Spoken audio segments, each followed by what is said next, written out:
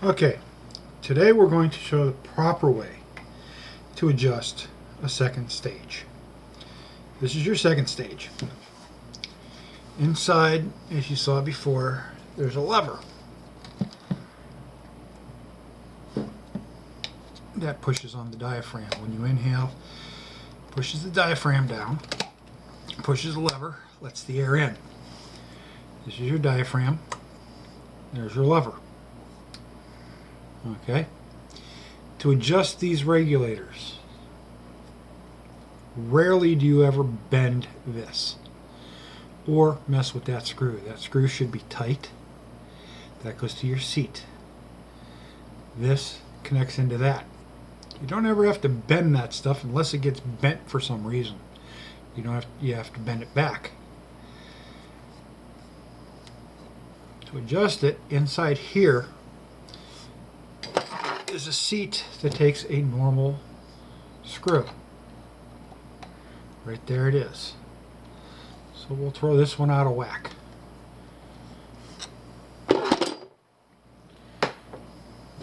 This is the tool you use for adjusting it. You can get the tool without the gauge. You don't have to have the intermediate pressure gauge. Okay. It's going to be upside down. Who cares? And you don't have to go torquing or tightening these up with a wrench or anything because they're all O-ring sealed. And you're not going to have it on there as long. When we turn our gas on, see, when you start putting air to it, it leaks.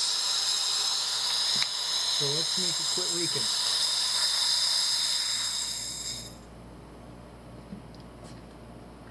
Turn the gas on all the way. Now to properly adjust, it's not leaking anymore.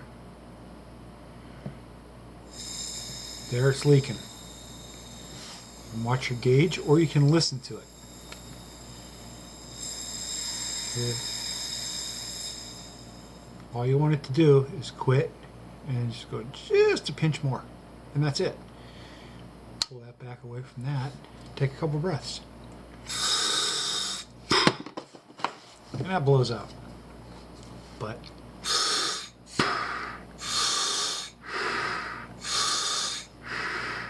it should breathe like she's supposed to.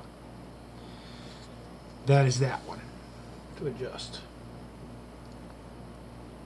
Basically, shut it off, let the air out of it, cover it back up,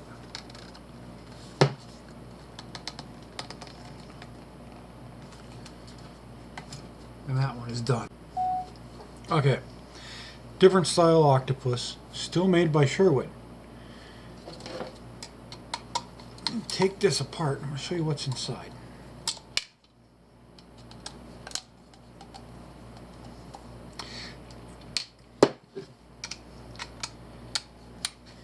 This octo and this octo actually take exactly the same service kit.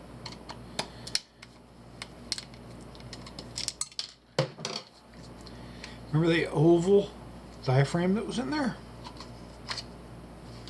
There's the oval diaphragm.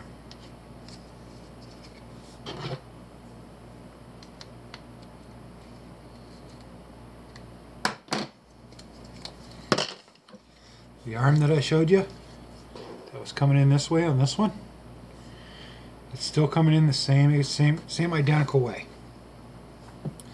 The only difference between this regulator and this regulator, your exhaust valve is on the side instead of it being on the bottom. You inhale from the side instead of the back. Other than that, the internals are identical. There's not much difference in any regulator. Put that back on. Let's put a couple screws in just to hold it.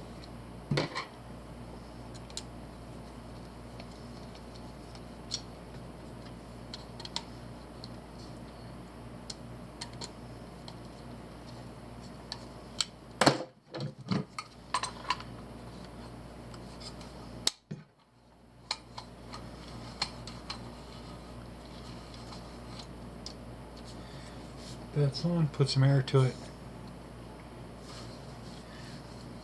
Stick that in there.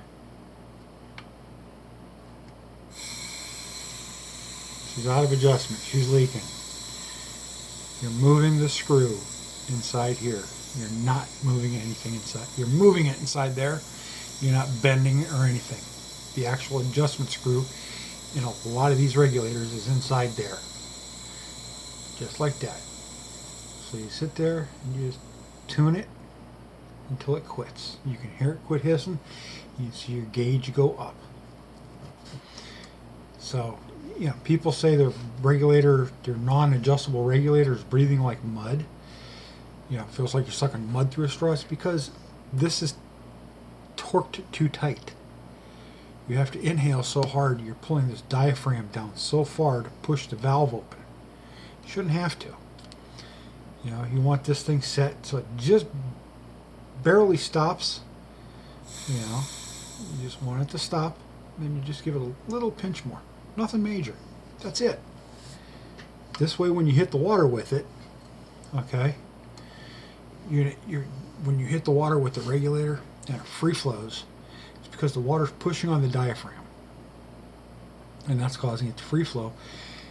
And yeah, you cover the exhaust port, and you cover this, and it pops out the diaphragm. They quit leaking.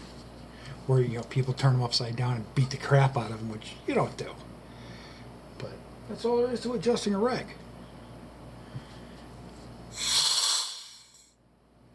That's it.